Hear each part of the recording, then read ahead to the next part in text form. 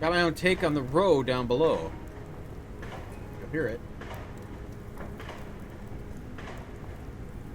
As crooked as could be. Blood and thunder, bold of you to step in, but I hope it doesn't come back to bite you. That fellow being a duck hound. Well, hounds already have the price on my head. This little affair won't tip the scales. Well, in any case, I wish you the best luck. Now, I'm nearly done with this trickery adjustment. Just another moment, and we'll have more to drink. Quite sure he's not getting anything done. More likely, he drank a bit more than he can handle. One more time.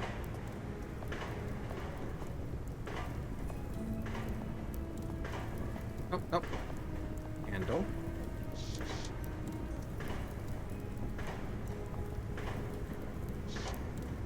I'd rather not break it. Should we try? Hell with it. We'll try it. Try it. 0% chance. No.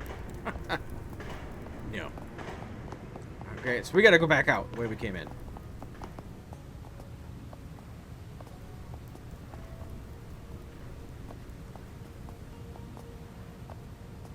Out of my way, patrolman.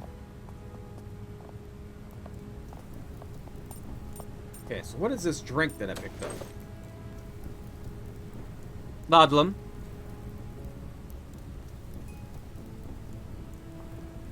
Can I drink it? I don't know.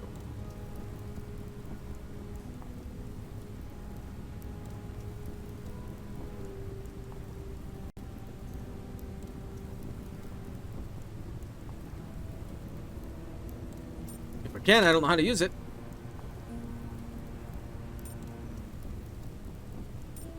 The level self-discipline. Permanently increase this attribute. Composure skill checks. Gain 3 additional. All skill checks from the deck. This card is bound. Rated all +1. I'll try it.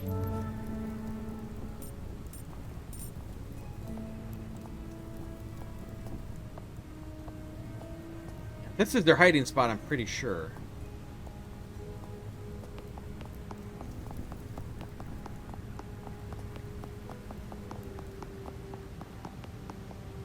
Back. I gotta go back.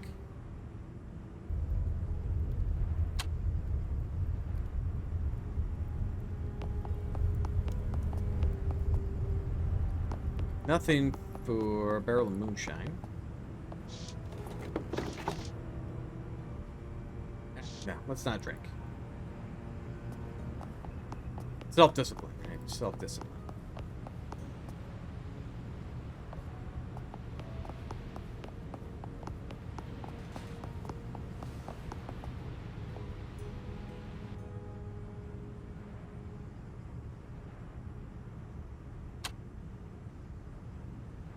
Okay, so we gotta go this way.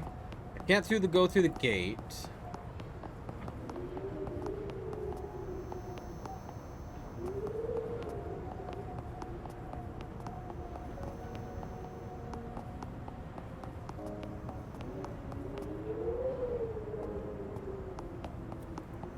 That dude.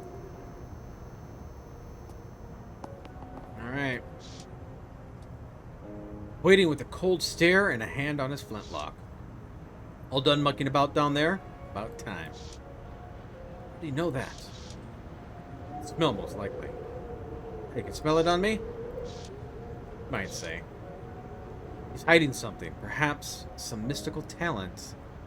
Not unlike my own. Right then, you ready, sight? Let's get going. We'll need you battling on full wicket. He reaches for my arm to drag me along. Shall I let him ragdoll me around?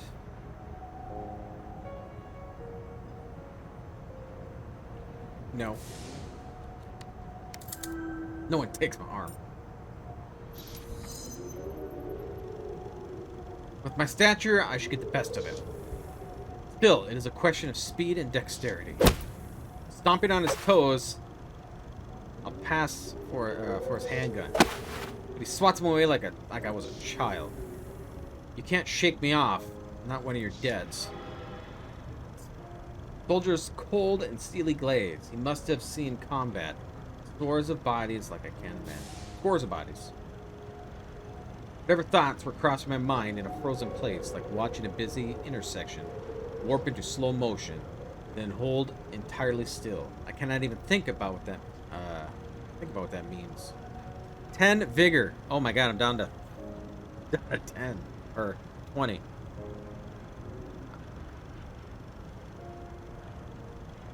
But if I'm to meet my end, please spare me the pain of it. Glad we understand each other. Where are you taking me?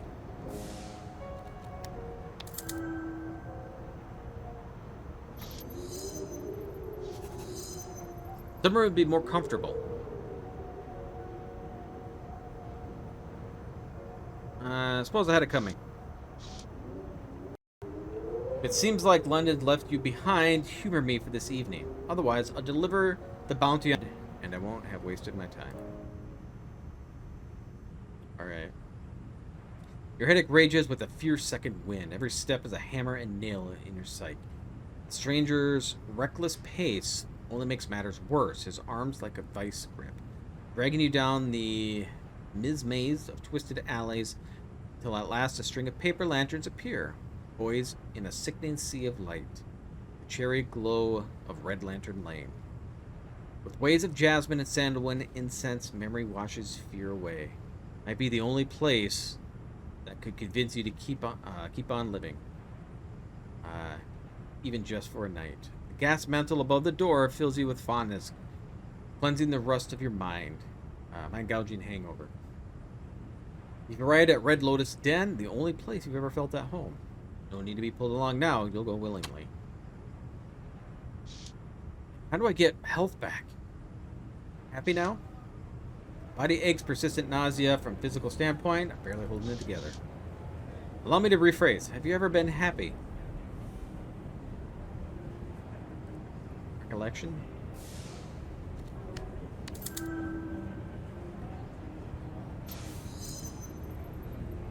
Plus 10 nerve. So nerve goes up. So by doing some of these right, I must get points. Okay. What are those memories? I should let them go, but how? Watching feelings bubble up in the past, a soul seated in simple observation. All emotion in water, solid when frozen by resentment. Boiling when enraged, fluid when at peace. Accept the pain, do not let the mind attach to it. Yes, there's nothing else I haven't tried. Might be rock bottom. Withdrawals, they can muddle our heads and make us weak. Don't worry. You'll be better soon. Ooh, can I change? Away from prying eyes, time place for my illusion. That bouncer at the back of the centaur better look human. I'm going to avoid confrontation, that is. Cast your illusion. Alright. -5 nerve. Sight from the fire, hearing from the ether, smell from the air, and taste of the water, touch down the earth in other form. Never seen that bouncer before. Let's play it safe. Centaurs don't tend to like minotaurs. Might get knickers in a twist if he sees one.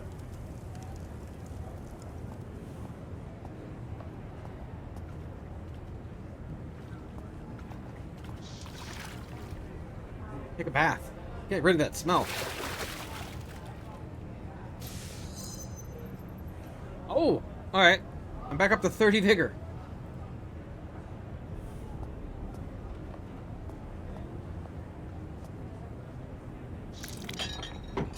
Brass linteled mahogany bar lined with candles, casting eerie glows on the centaur behind it.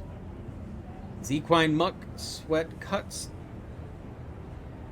through the smell of incense. Careful though, centaurs are known to have short fuses, especially long hours and surface occupations. Self-discipline. Some centaurs have been kind to me. I won't pass judgment until he proves me wrong.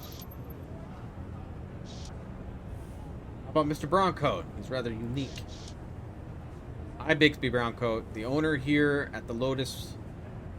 Most nights he's waiting at the bar, so I hope he's not taken ill. Maybe I'll wait around for Bixby will show up. But he could be gone for a while. Must be a press of business drawing him away from the front of the house. The centaur leers his misshapen chin. A shelf or a cigarette jutting from for a jangle of bad teeth. His bare chest is stricken with psoriasis, and at the scaly rash reddens his pockmarked cheeks. Didn't you see come in? How can I help you? Interest to the Lotus, please? I'll have to check the list. Where did Bigsy say it was?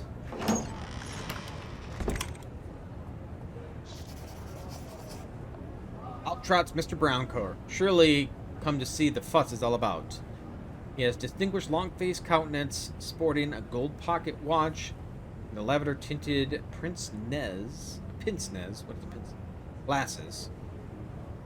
And with octagonal frames, subtle low on his aquiline nose.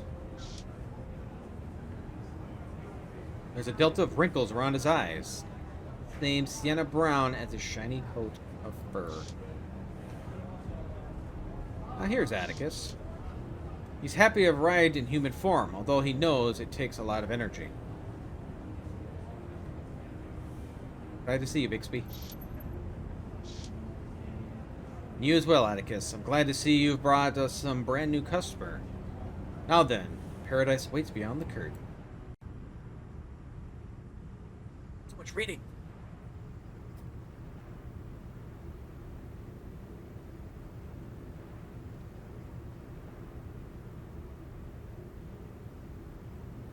Bixby ushers you through the door and leads you down the way down the back stairs. Stranger on your heels, like a stubborn shadow. The Red Lotus is draped in a haze of pale smoke, dotted with the flickering candles and incense glowing like cinders in the night. The smell of the burning opium in the dark is dark and rich, like a batch of overdone biscuits, the sharp fishy afterbite. The pale red glow from the Chinese lanterns paints the space of perpetual light. It's easy to lose track of time within these walls, hauling away the day of blissful waking dream.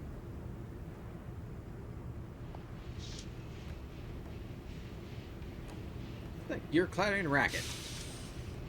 Jet of steam cuts through the quiet den. Curious machine. Wonder how it works. It's got an arsenal. Heart drum. That's a top flight boiler, a ball and socket legs, pressurized feet. There's nothing run of the mill about it. Sorry there, didn't mean to startle you. Off it goes, head into the private section. Okay. Incense pot. Sticks of heavy incense waft the air, always burning, no matter the flow of customers. Sunken area.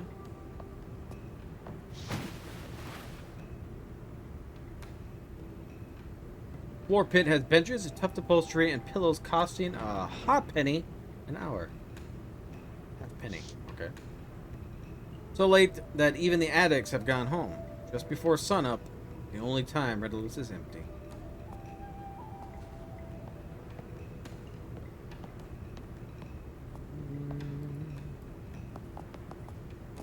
Shelf. Sturdy yet musty old bookshelf. The spines show much titles. It's arcane magic on the eastern edge of ruin, opium through the ages, and parlor games. Love in the dream time. Shouldn't there be a secret door behind it? Worth a look. Needed wands. No hidden switches, but there's a bottle of laudanum. Take it. Laudanum. Can I Break it? I still don't understand what I do with the stuff in my inventory.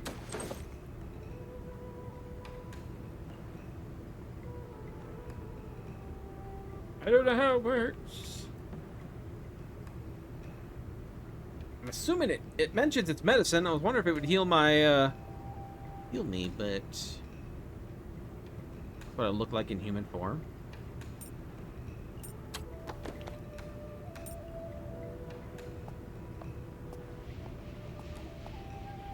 Automaton.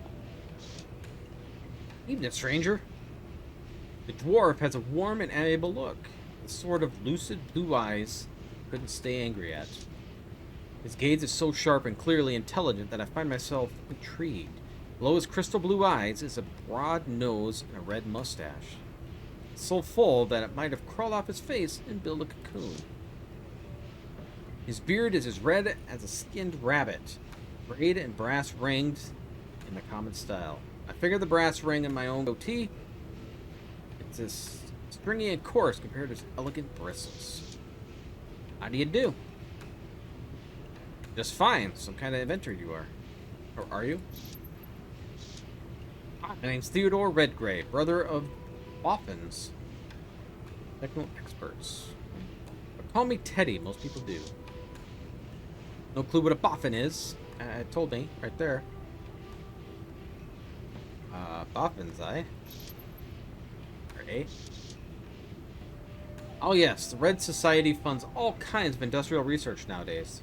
There's a brotherhood for every branch of science. But I'm the DA, Division for Automatons. Your automaton has a name? This here is Otto. Doesn't care for strangers, but you can't really blame him. Part of his programming. Stands reason one must protect himself. Can never be too careful. Truth. I've heard it. It's the truth. Okay. If I've heard it, what do you call? What do I call you? Atticus Daly. Teddy pats the automaton with a fat paw. Mr. Daly, from the both of us, it's a pleasure. I was going to need some tweaks before the brawls. But I'll have him fit as a fiddle. Oh, he's a brawler? So far, he's only watched from the sidelines, but someday he'll fight with the other battle traps. See, I'm a hunter of fell beasts and monsters. After the werewolf fights, those outlawed wretches are Patterdemillion? Beat up and worn out. Much easier to take in for a bounty. Only 3 days ere the moon is full-bellied. Better not have a good mind who you're betting on. Quite an occupation. Must never be a dull moment.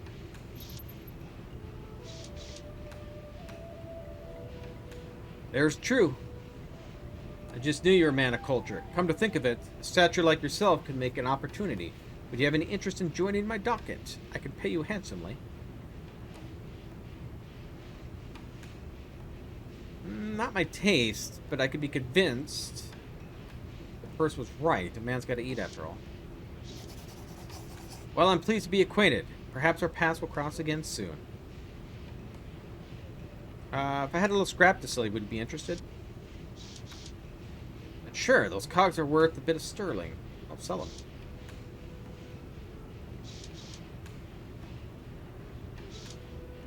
Oh, I sell them only at one at a time? Alright, I think I only have 3. Take care.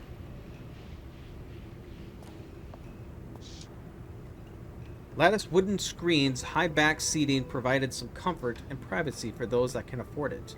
The booths are made of luxurious calf... Oh my god! My mom!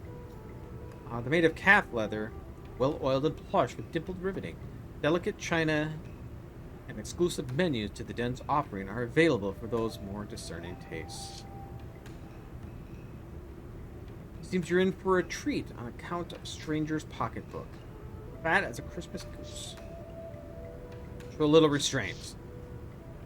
Still like to know what this motive is and why invite me here.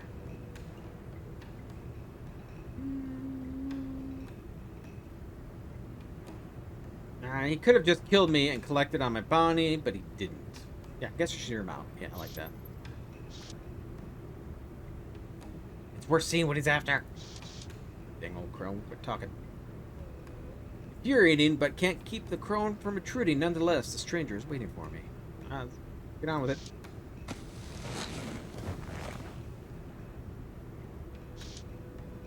The menu is embossed with an array of oral morphines, liquid and powder cocaines. Many strains of midnight oil. Do you have any rectal morphine? Kitty seems to be an interesting chap. And the Adamahana is quite something, isn't it? Yeah, it's amusing match, but I'm sure you didn't bring me here to discuss the clientele. We've got plenty of time for explanations. Why don't we start with a sample of some of the den's wares? Careful now, he's obviously trying to curry favor. Although, it'd be good to loosen up. With so many deer poisonous variations, it's hard to decide what will hit the spot. Let's keep my wits. I must say I'm impressed with your discretion. I would have thought you would have fixed, just any fix would do. Thanks, I suppose, but I know it's not from the kindness of your heart. We'll see if you sing the same tune when it's said and done. Now then, while you think about the entree, I'll prepare the appetizer. He takes a small tablet out of his shirt sleeve, cracks it in half and drops it into my teacup. The other half goes into his own. Homemade remedy? Not to worry, I wouldn't kill us both, now would I? Besides, I could have done you in already if I wanted. Well, cheers not to killing anyone. Hey, it gives me some more vigor. Good. I needed it. The drug tea restores my spirits. Instantly. Took me ages to perfect this remedy. I'm not much for cocaine myself, but when it's blended with the turmeric and resin of myrrh to bind the capsule, that ghastly teeth gnashing anxiety's gone, leaving you just euphoria. Seems the stranger is no stranger to drugs. The pains of my withdrawals are all but absent now. And for the main course, how about white wind elation? Opium. You must be fond of that one. His light-hearted confidence seemed like a front, as he knows you better than he's letting on. Any sort of psychic barrier is useless. The bothersome hag won't leave me be. And here I am, face to face with a telepath. Happens to be my favorite, but of course you already knew that. I know a little something about you, it's true. Part and parcel to my profession. I keep tabs on people who pique my interest. And what is your profession? Let's say I look after Her Majesty's interests with great vigor when they align with my own. Surely he didn't just say Her Majesty.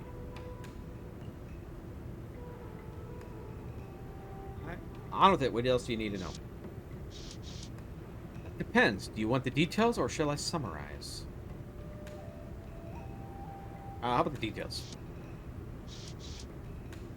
I know about your life as a roughneck and a panhandling mage, but what about before that? About the Sacred Heart?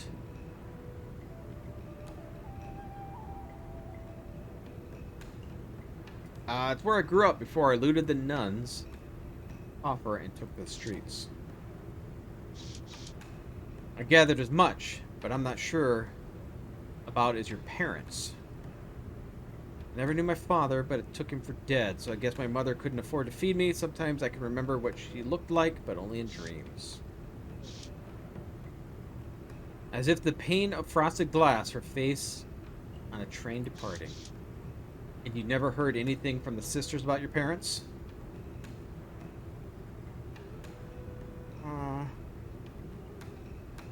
Yeah, that's probably true. I can scarcely remember what day it is. How could I dredge up the past with any clarity? Don't worry how clear it is. The memory there, we can call it back. There's a bit of a Sacred Heart that you seem to have forgotten, but if you remember, you can remember with the help of Auntie Emma, the opium, it'd lead us to your mother. Lead us to her gravesite, you mean? What would that accomplish? On the contrary, I believe she's alive. Her name came up on a ledger at Sandthorn Asylum. As for your father, he was exiled and never seen again. There's no telling if he's alive. I've seen my fair share of swindlers, but this takes the cake. Of course, it is just a theory until I match the names. I don't suppose you know your mother's family name. Perhaps if I rack my brain, but I'm not quite sure. I never knew it. I didn't think you would, but if your mother's name is on record at Sacred Heart and it matches the Sandthorn ledger, then we have a chance to prove her identity and break her free. That means digging up memories socked away. I'm sure my mother lies, she's forgotten me. I don't mean to sway your opinion in that regard, but unless you can think back to those troubling times, then you won't be worth more than a price on your head. It's offered me a chance, but if only I can drop those memories. I can never force your hand. So what it'll be, the dream dose and the voyage between the banks of memory, or the death dose and the end of all your days. Dream. I don't want to die. You take the stranger offer, eager to lose touch with harsh reality, for the chance to call back memories that could lead to your mother's whereabouts. Falling to an opium dream, the stranger's recent inquiries remind you of growing up in the Sacred Heart orphanage. The end for now. Oh, it's the end! It's the end of the demo.